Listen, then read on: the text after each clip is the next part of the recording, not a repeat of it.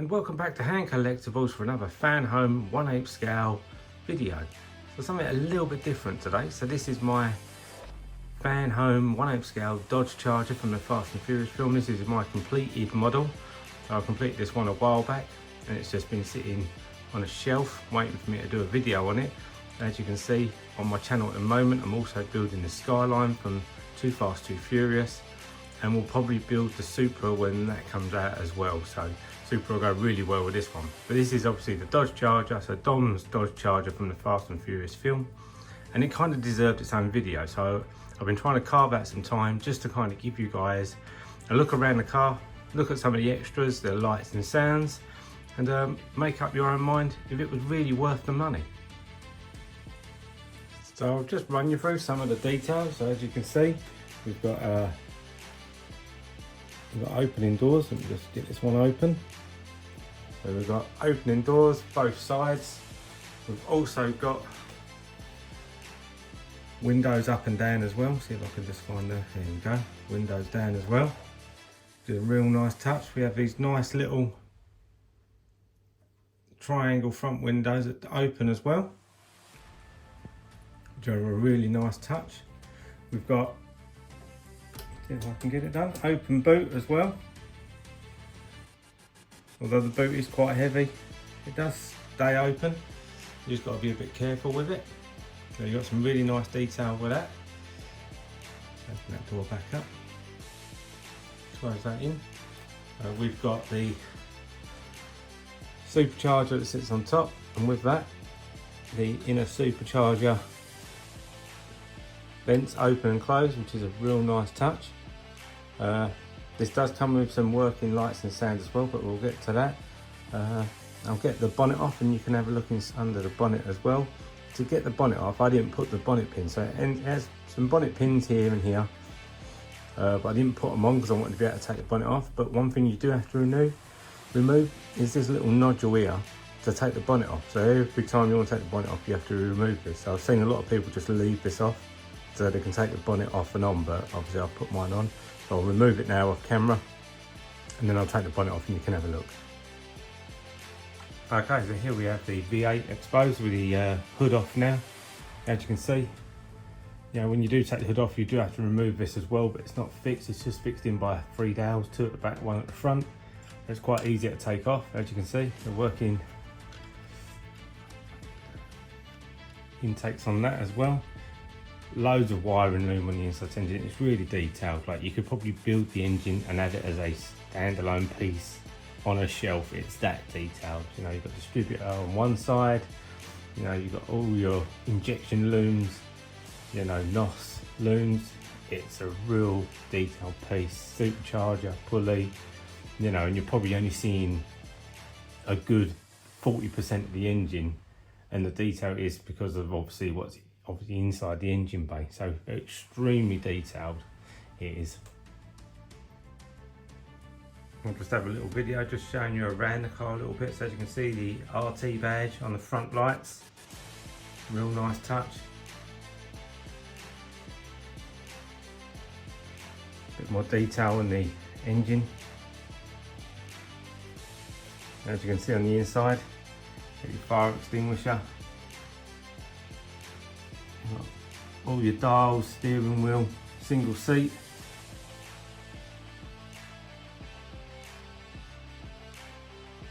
Extremely, even the door cards are extremely detailed. You've got the rear wheels, which are slightly bigger than your fronts. Your front wheels, they're also extremely detailed.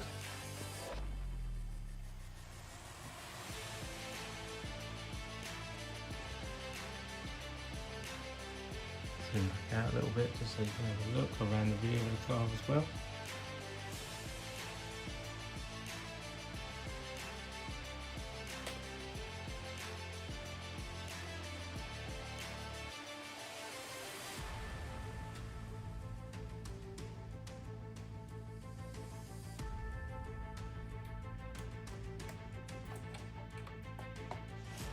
And there's the working lights.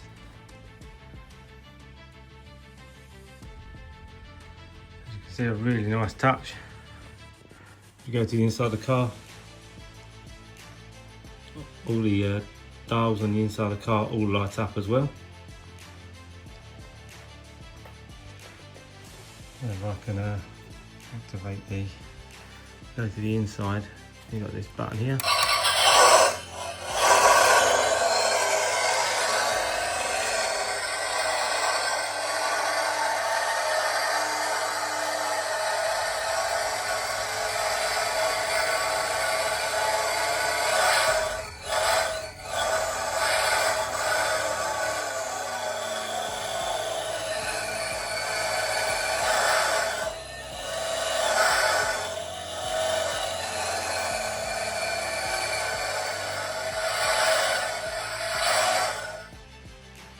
So obviously the engine sounds. It also has a horn bib as well, which I think if I press it again, there you go. And if you press it again, then it's got the engine sounds. Obviously there's another button just next to the chin, which obviously turns your lights on and off. That's on and then off. Put that to the front, on, off. And also, if you press the brake pedal, which I'll show you the rear in a minute, once you've got the lights on, the brake lights then also light up as well. So let's spin the car around and we'll have a look at the rear. So here we have the rear of the Dodge Charger, as you can see. California number plate. Fuel cell inside the boot. Have a closer look at the lights on this side. And this time the rear of the engine. Just looks very calm. If I turn the lights on as well, give me a moment. And there's the dash lights on the opposite side. And then the rear lights, and if I just find the brake pedal, there we go. And the rear lights then light up as well. A little brighter because of the brake pedal is being pushed. A real nice touch. I've seen someone do like a remote button for this, so you get your remote. It's also got like a extra power set because this one's still running off batteries. So I'm tempted probably to get something like that. I think it was about £80, but you obviously get a battery supply, so a main supply, so it runs off the mains instead. And it comes with a little remote so that all your lights work by remote and you don't have to push the buttons, which would obviously be a nice touch and all. The buttons are quite small and you wouldn't want to break any of them, so being on a remote would probably be a little bit better.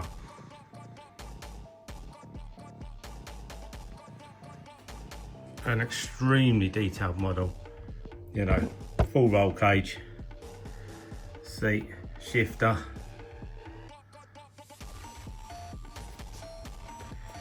an extremely detailed piece. So I believe this one was, I'm trying to think now, it's probably about 120 issues on completion of this one. So, you know, you try and work that out at $4.99 per issue, a rough estimate with your free gifts and bits like that involved. It does work out quite a pricey piece. And when I built this one, it wasn't too bad because you only got 4 issues per month. So it worked out as, I don't know, like around about £44 per month. You know, anyone who's building the Skyline, you get 6 issues per month. So, you know, you're ranging anywhere from 77 into the 90s with your free gifts. So that one can be quite expensive. So bear that in mind when you are building FANHOME stuff, depending on how many issues you're getting. It does depend on, you know, how expensive these builds can be. There we go, just another look at the front end. The lights look super cool with the yellow tinted lights. And as you can see, you know, the body is immaculate. It was unblemished, painted really well.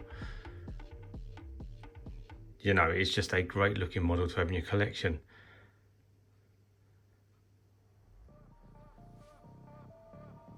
Now I suppose the question you've got to ask yourself is, are they worth it as a collector's piece?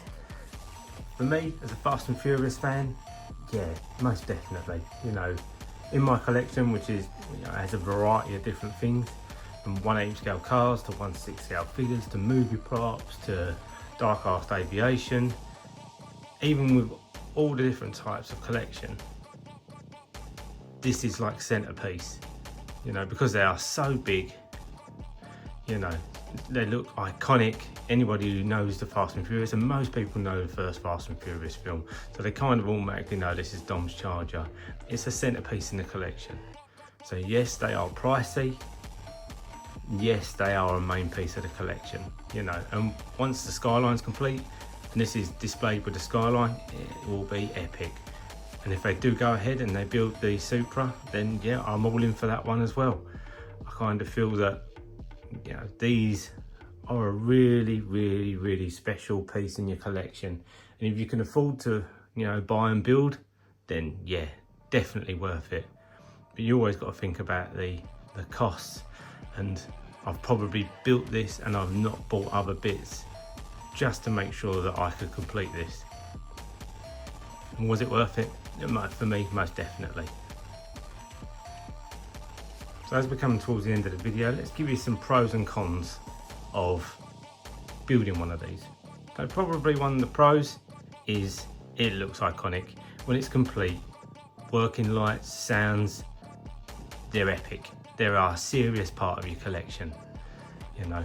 Another pro is all the working parts, you know, and the level of detail is ridiculous. It is, you know. One of the downsides of this is probably the time it's spent building it, you know. I mean, with the Skyline, it's probably coming a little bit quicker because it's 6 episodes, but when I built this, it was like 4 episodes, so it was a long build, and you really had to wait before you started making some headway and really started to see it come together.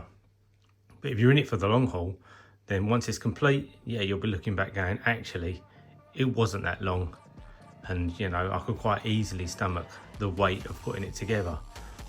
You know, one of the other cons probably is I don't like having to take bits off the engine to take the cowling off. It becomes quite a laboured piece to take the cowling off and on, which I kind of don't enjoy. So when it's on the collection and it's in its display case, because I paid for the premium with the display case as well, which is great.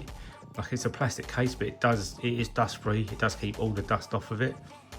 So really, really good. It becomes quite, you know, in my display, I keep the hood on because it's just a pain in the arse to keep taking the hood on, off and on. But as you can see, there's so much detail on the hood, it's a shame. It is. One of the other probably cons is having to press the buttons. As I said, there is a mod company now that do like a power pack for this with a remote, where you can just press the remote and it rolls through a load of different like lights, sounds, engines and lights, you know, loads of different modes, which is great. But then adds another £80 to your model, which in the grand scheme of things, for what you've already paid for this, probably £80 isn't that bad. But if you've already shelled out for that, then some people might think, well, why do I need to buy a mod then to get the best out of the model? So with the Skyline, that already comes with its remote, lights and sound, so that is already going to be, you know, already linked up. Although it will be a power mod for that as well, I think, because it still runs off batteries. There's a lot of lights and sounds on the Skyline. You'll probably want it connected to a, you know, a power unit. So they're kind of the pros and cons of what you get when you buy one of these, you know. But as for me, was it worth it? 100%. You know, only you can answer that. You know, with your collection, if you would really like something like this, a centerpiece in your collection, you know, a talking point when people come round, because they're like, wow, what on earth is that? And then they're shocked about how heavy this is. It's a really heavy piece of kit.